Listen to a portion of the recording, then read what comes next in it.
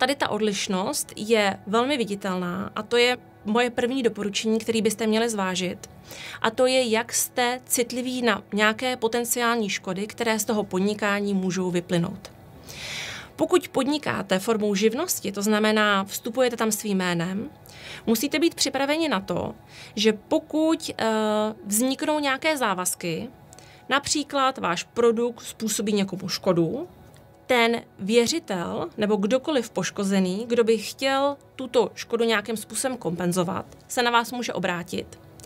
A vy svým jménem a veškerým svým majetkem se k tomuto musíte postavit.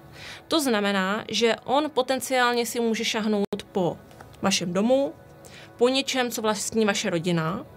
A tohle samozřejmě může vnést velice negativní element, pokud se pohybujete v nějakém prostředí, které přináší zvýšené riziko, anebo zkrátka chcete v noci klidně usínat.